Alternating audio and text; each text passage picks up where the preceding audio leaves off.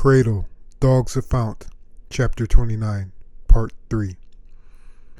Hopefully more than that. The next morning, neither of them were eager in the least to get out of bed, so they stayed warm under the covers while chatting every now and then. Finally, close to noon, Arturo was the first to swing his legs out of bed and start his morning routine. He made them a simple breakfast of cereal and milk, oatmeal, orange juice, and coffee. The lights in the city were brightly shining through the windows, but the high points always stayed black.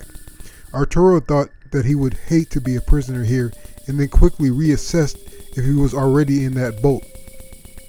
They passed the afternoon by some light cleaning in the living room and the master bathroom. Ruth even improvised a workout routine in order to keep the nano regimen that kept her bones strong and activated. There was a knock on the door, and when opened, there stood a tall, dark-skinned man with a clean-shaven head and a pleasant smile. He introduced himself as Iran, Ryan's personal chef. He quickly made his way to the kitchen with his rolling crate, and started on the courses for dinner. Iran produced scents so succulent in such a short time that Arturo regretted never accepting the offer for one of his own. They left Iran in the kitchen and got dressed in the clothes they shot for a couple of days ago, and wound up looking more than respectable, especially Ruth. She wore a rose-colored blazer with a billowing white blouse and black slacks. The general was slightly more casual, with a well-fitting blue polo and pleated khakis. When Ryan arrived, he greeted them with a wide and white smile and a half bow. "Hello, you all," Ryan greeted. "Shall we have some wine before dinner?" "It's up to you. You are sort of our guests, I guess you can say," the general answered. Ryan smiled, only minutely amused. "Yeah, let's have a little drink. Might make the food taste even better. Smells wonderful," Ruth said, closing the door behind him. "It does. Aaron's a pro, I'll give him that," Ryan agreed. Ruth quickly made it to the set dining table and grabbed a green bottle of vintage red wine and poured Ryan a glass, and then the general's, and then hers. They sat in awkward silence for a moment.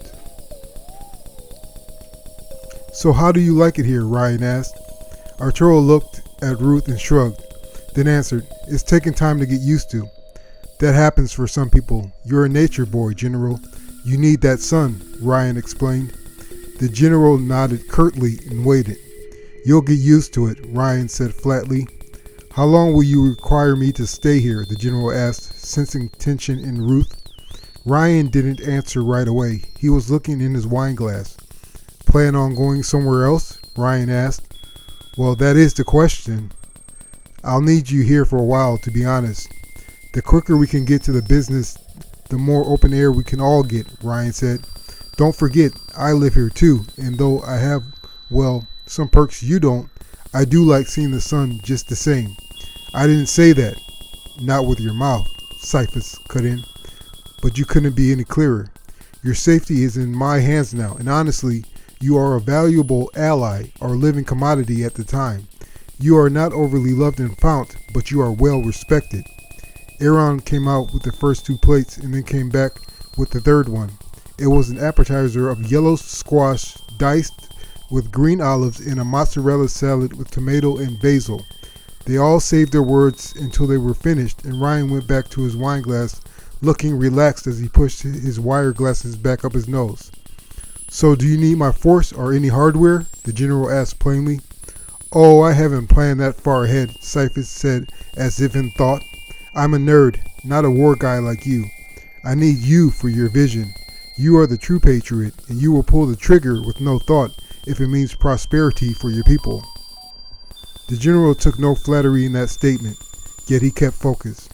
Ruth was pretending to be aloof, but she would be sure to pick up anything the general missed. He could count on that. Cyphus went on. "The world needs to change. We've learned enough from the old world. The way I see it, it's time to implement the things that worked back then and forbid what didn't.